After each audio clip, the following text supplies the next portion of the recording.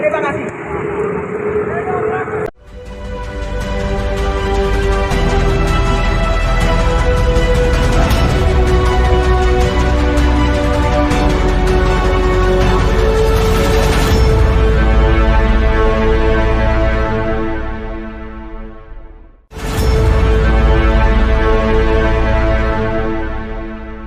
Assalamualaikum warahmatullahi wabarakatuh. Kembali berjumpa dengan saya, Her Subno Arif.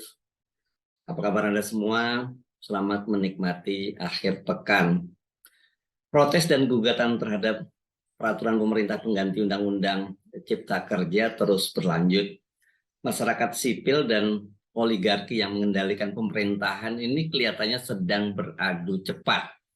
Sejumlah aktivis dan mahasiswa sudah mendaftarkan gugatan ke Mahkamah Konstitusi. Gugatan ini memang harus segera disidangkan, sebab ini kan DPR akan segera mengakhiri masa resesnya, dan hari Senin nanti ya mereka itu sudah kembali ke Senayan untuk membuka masa persidangan ya.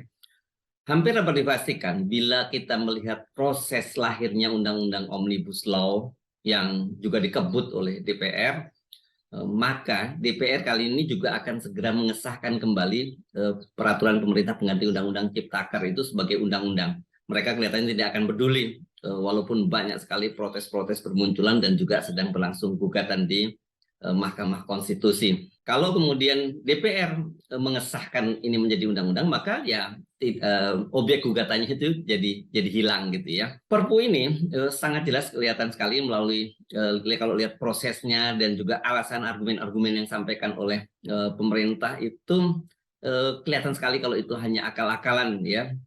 Dan ini hanya upaya pemerintah untuk tidak mematuhi keputusan Mahkamah Konstitusi agar melakukan proses perbaikan, mulai dari proses pembentukan undang-undangnya yang lebih melibatkan publik, melibatkan masyarakat.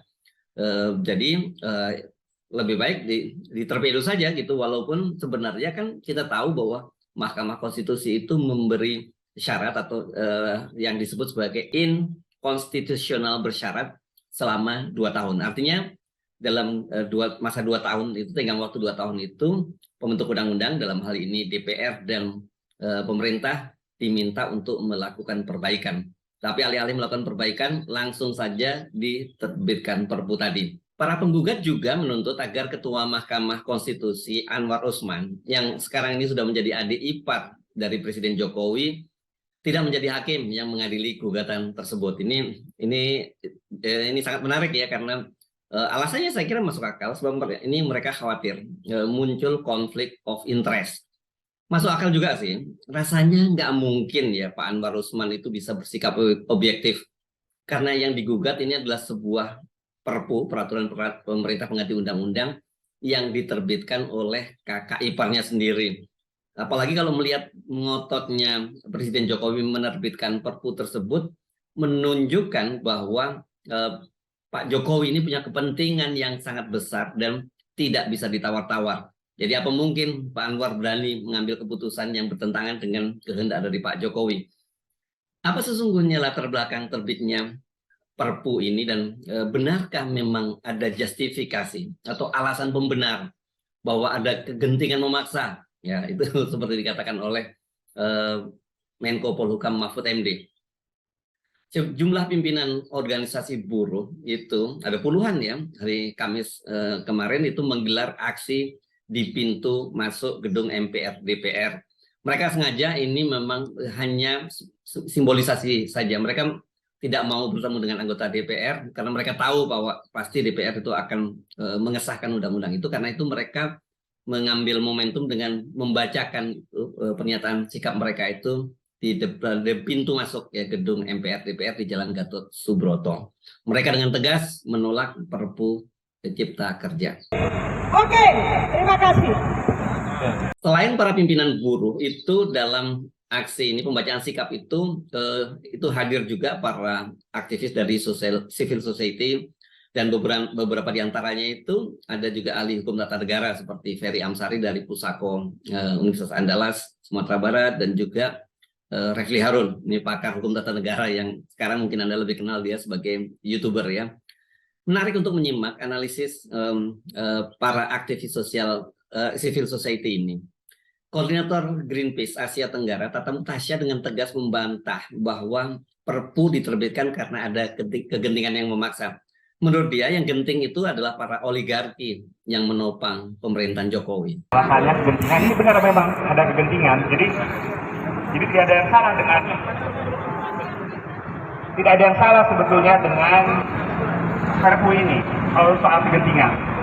Tetapi mengalami kegentingan itu bukan kita semua, bukan rakyat, tetapi para oligarki ini, para elit yang merasa genting.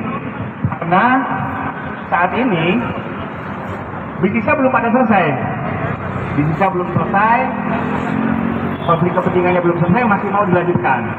Jadi lahirlah alasan genting ini untuk melahirkan Perpu. Buat kita semua, jelas Perpu ini sangat merugikan. Karena ada dua hal.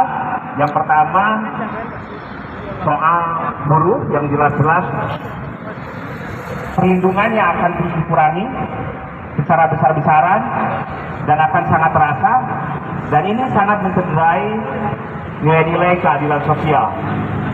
Dan yang kedua, soal lingkungan. Kita di Greenpeace Indonesia bersama-sama dengan lembaga masyarakat sivil lain yang berkampanye di isu lingkungan merasakan ini juga orang-orang yang merasa dalam keadaan genting ini yang ingin mengeksploitasi lingkungan segera sampai pemilu mendatang, kalau pemilunya ada ya, ini genting mereka ingin mengeksploitasi lingkungan, batu bara akan dieksploitasi, hutan akan dieksploitasi.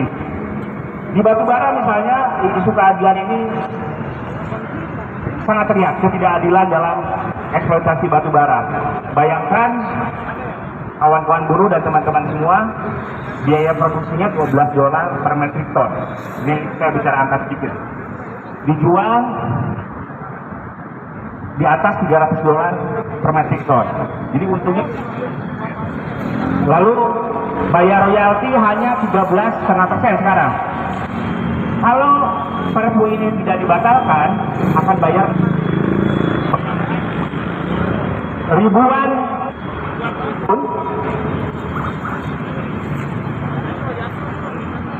triliun, dalam catatan kami lebih dari 2.000 triliun.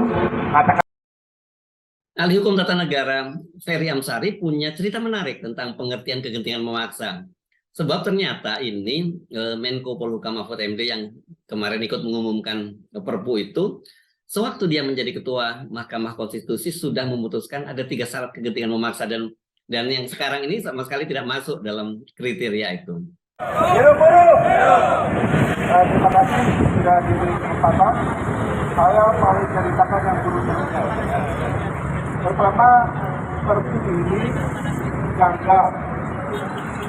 Karena konsep hal ihwal kegentingan memaksa itu tidak begini ceritanya. Hal ihwal kegentingan memaksa itu awalnya sebelum reformasi memang hak subjektif presiden. Tapi setelah keluar putusan 138 tahun 2008, itu tidak sekedar hak dari presiden, harus terpenuhi 3 keadaan. Nah, yang memutuskan 3 keadaan ini kebetulan Profesor Mahfud. Nah, beliau kebetulan lupa dengan putusannya sendiri. 3 keadaan itu, pertama memang ada kondisi yang memaksa, ya, sehingga memang perlu dilakukan tindakan. Kedua, kalaupun ada hukum tidak menyelesaikan masalah atau ada kekosongan hukum. Ketiga, memang prosedur pembentukannya harus secara cepat. Nah, di sini tidak masuk akalnya. Karena dia awalnya dari presiden, maka harus dipindahkan ke DPR untuk dapat persetujuan di bidang berikutnya. Kalau sesuatu yang belum pernah dibahas bersama, pasti ini bisa masuk akal, genting dan memaksa. Karena harus minta persetujuan DPR kemudian. Tapi kan ini sudah pernah dibahas, namanya Undang-Undang Cipta Kerja. Jadi pasti setelah Perpu ini dibuat oleh presiden, begitu dibahas ke DPR, ya pasti setuju mereka. mereka sudah bahas sebelumnya. Jadi bukan begini cara pembentukan Perpu. Nah, saya mau katakan ini kondisi yang buruk karena memang ini rekayasa dibuat-buat. Kurang lebih Perpu itu copy paste-nya Undang-Undang Cipta Kerja, atau bahasa anak gaulnya sekarang Undang-Undang Cipta Kerja versi 2.0. Jadi di copy paste saja, makanya terjadi kejanggalan. Oleh Perpu Undang-Undang Cipta Kerjanya dicabut, tetapi oleh Perpu peraturan pelaksananya dipakai. Sengaja itu jubahnya ganti, celananya tidak. Jadi ketahuan orangnya orang yang sama, gitu ya. Kepentingannya sama, tujuannya juga bakal sama. Jadi saya ragu kalau di DPR bakal terjadi. Di MK ini menarik lagi ya. Seperti komposisi hakim mayoritas yang menyatakan Undang-Undang Cipta Kerja inkonstitusional bersyarat diubah menjadi mayoritas yang setuju dengan Undang-Undang Cipta Kerja. Karena syaratnya begitu menurut DPR. Hakim konstitusi itu adalah direktur perusahaan DPR. Karena pemegang sahamnya begini. Begitu menurut DPR sendiri. Jadi mari kita kawal, kalaupun maju di MK, kita kawal MK, kita kawal DPR, dan pastikan hak buruh dan hak publik terwakili dalam putusan mereka. Hidup buruh! Terima kasih. Jadi seperti dikatakan Ferry Amsari tadi, walaupun sekarang peraturan pemerintah pengganti undang-undang tersebut sedang digugat, namun ini dapat dipastikan gugatan akan ditolak karena komposisi hakim yang menyidangkan saat ini adalah hakim yang pro omnibus law semua. Salah satu hakim yang sebelumnya tidak sepakat dengan omnibus law yang melahirkan inconstitutional bersyarat itu, yakni Hakim Agung Hakim Konstitusi Aswanto itu sudah diberhentikan oleh DPR. Alasan DPR itu sangat menarik juga seperti dikatakan oleh Ketua Komisi 3 Bambang Wuryanto. Sebagai hakim yang diusulkan DPR, dia itu malah menganulir undang-undang yang diusulkan oleh DPR. Tentu mengecewakan dong. Ya bagaimana kalau produk-produk DPR dianulir sendiri oleh dia? Dia wakilnya dari DPR, kan gitu toh, ujar Bambang Wuryanto atau biasa dipanggil Bambang Pacul ini ya. Ini pernyataan politisi PDIP ini disampaikan pada waktu ribut-ribut pemberhentian Hakim Mahkamah Konstitusi Aswanto ya pada tanggal 30 September 2022 lalu. Dengan kondisi seperti ini sesungguhnya kita saat ini menghadapi jalan buntu ya dalam menyikapi Perpu Cipta Kerja ini. Kemana-mana ini bakal mentok ya. Anda mau bawa ke DPR juga DPR pasti akan mendukung pemerintah dan akan segera mengesahkan menjadi undang-undang, dan juga kalau dibawa ke Mahkamah Konstitusi juga kelihatannya hasilnya sudah juga bisa dipastikan. Jadi semua saluran resmi ya, mulai dari DPR sampai Mahkamah Konstitusi itu ini ya sudah tertutup semua. Ini menghadapi jalan buntu. Jadi apa dong yang bisa kita lakukan lagi? Coba kita simak apa yang disampaikan oleh pakar hukum tata negara Refli Harun berikut ini. Ini mudah-mudahan videonya Anda bisa, audionya setidaknya bisa clear ya Anda mendengarkannya. Kalau DPR tidak menolak Perpu ini. Kenapa? Karena jelas-jelas mengandangi kewenangan legislasi DPR yang setelah bahan konstitusi itu beralih dari presiden ke DPR. Jadi perintah untuk membentuk undang-undang dalam kesempatan yang pertama adalah pada DPR.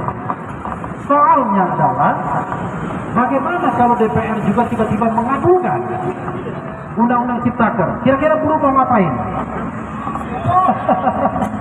Jadi kalau kita bicara konstelasi politik kawan-kawan semua, bisa jadi tiba-tiba bapak-bapak, ibu-ibu di Dewan ini bukan tersinggung dengan kekuasaan presiden yang otoritarianistik, tapi malah mengaminkan. Aneh bin ajaib.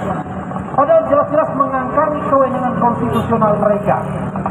Kalau demikian, ya sudah, kita nggak bisa lagi berharap dengan DPR.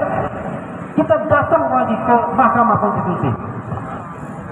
Pertanyaan saya adalah, kira-kira kalau kita datang ke Mahkamah Konstitusi bakal dikabulkan kan? Dikabulkan nggak pembatalan Perpu ini? Perpu nanti menjadi undang-undang kan? Kita bawa ke Mahkamah Konstitusi, kira-kira dikabulkan nggak? Kalau seandainya DPR tidak menolak Perpu, MK tidak membatalkan undang-undang yang sudah Perpu yang sudah menjadi undang-undang, pertanyaan saya, apa yang mau dilakukan? Apa yang mau dilakukan? Saya negara ini dibangun berdasarkan azas-azas pembagi kekuasaan. Berdasarkan konstitusi yang sepakati bahwa check and balance artinya ada saling di dalam kuasa negara.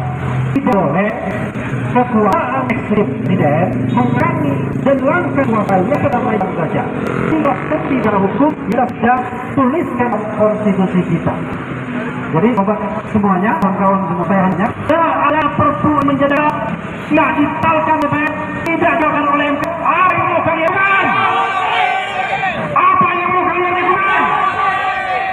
Wabillahi taufiq wal hidayah. Wassalamualaikum warahmatullahi wabarakatuh. Wah, semuanya kelihatannya mentok ya kalau kita tadi menyimak pernyataan dari Ferry Amsari dan juga Refli Harun. Jadi tidak berlebihan kalau kemudian Refli Harun mengembalikan itu kepada para pimpinan buruh. Dengan situasi semacam itu, apa yang akan mereka lakukan? Dan waktu kemarin itu dijawab oleh para pimpinan buruh, revolusi. Saya Hersubno Arif dari Forum News Network. Sampai jumpa lagi. Assalamualaikum warahmatullahi wabarakatuh.